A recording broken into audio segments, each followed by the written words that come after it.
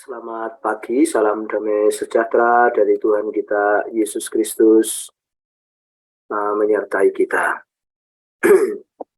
Bapak Ibu, Saudara yang dikasihi Tuhan, sebelum kita berdoa, kita merenungkan firman Tuhan.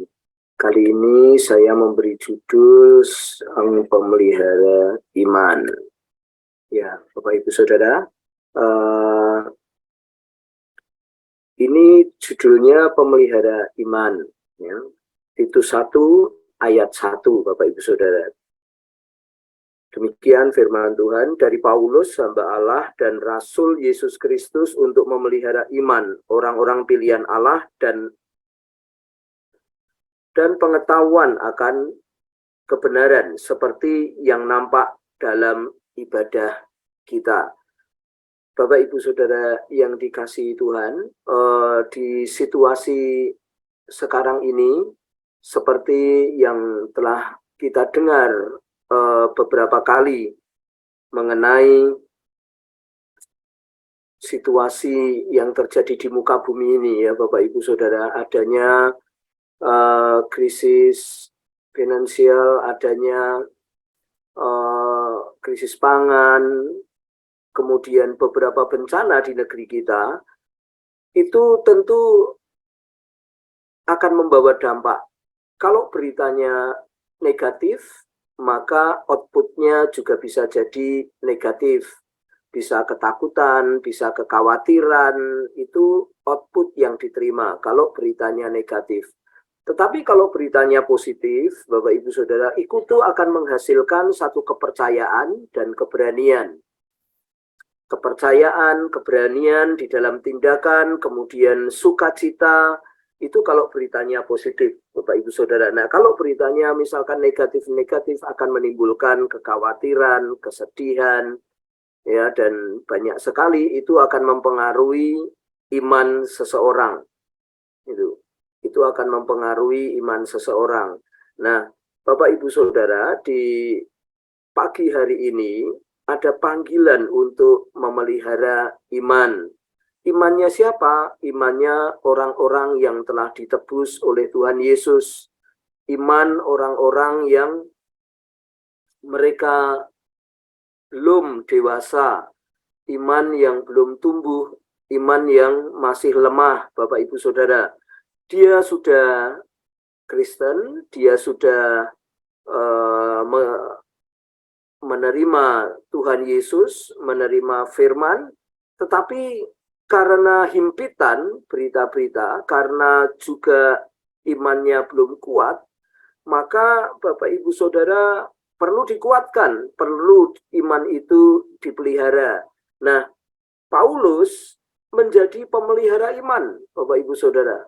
Paulus menjadi pemelihara iman, yaitu mereka tadi, orang-orang yang lemah imannya, orang-orang yang belum kuat, orang-orang yang mungkin kena masalah dan terhimpit oleh permasalahan dunia ini, kekhawatiran dunia ini.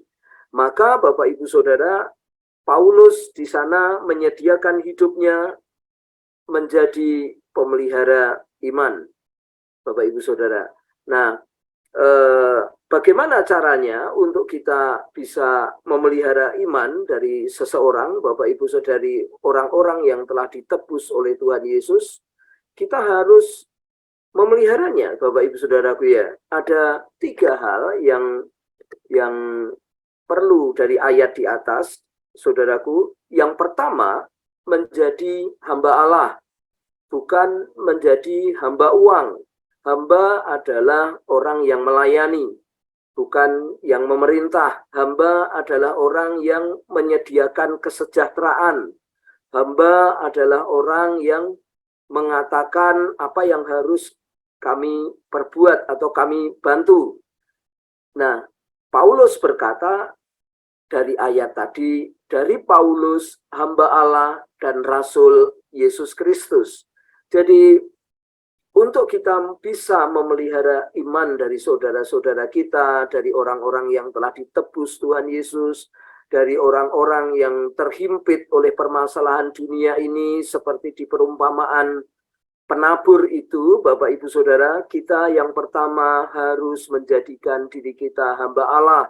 bukan hamba yang lain, bukan hamba uang, bukan juga hamba keadaan, bukan juga hamba apalagi hamba setan. Bapak Ibu Saudara, kita harus pertama kali menjadi hamba Allah. Yang kedua, Bapak Ibu Saudaraku, Paulus mengatakan untuk memelihara iman orang-orang pilihan Allah.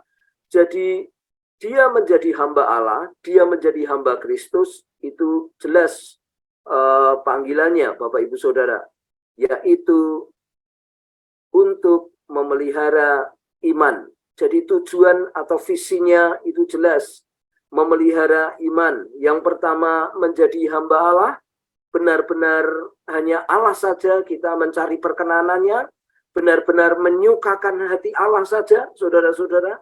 Yang kedua, tujuannya harus kita jelas, saudara-saudara, yaitu untuk memelihara iman orang-orang yang ditebus oleh Tuhan, orang-orang yang lemah imannya, orang-orang yang memiliki kekhawatiran akan dunia ini. Ada banyak Bapak Ibu Saudara ya, contoh-contoh di sini.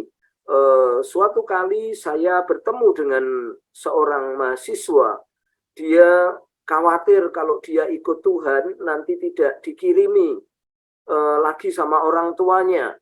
Dia khawatir, saudaraku, kalau ikut Tuhan nanti dia itu, saudaraku, akan dibenci sama teman-temannya, akan dibenci sama komunitasnya. Dia khawatir kalau ikut Tuhan nanti, Bapak Ibu Saudaraku, tidak boleh lagi, saudaraku, ini dan itu. Nah, semuanya itu Bapak Ibu Saudara harus kita kuatkan, imannya harus kita pelihara, imannya harus terus kita fasilitasi untuk bertumbuh. Yang terakhir Bapak Ibu Saudara adalah memberikan pengetahuan akan kebenaran, atau kita mungkin bisa memuridkannya. Ya, Bapak Ibu Saudaraku, firman Tuhan mengatakan pengetahuan akan kebenaran seperti yang nampak dalam ibadah kita. Jadi di dalam ibadah itu, Bapak Ibu Saudaraku, setiap minggu kita ini dibagikan firman Tuhan.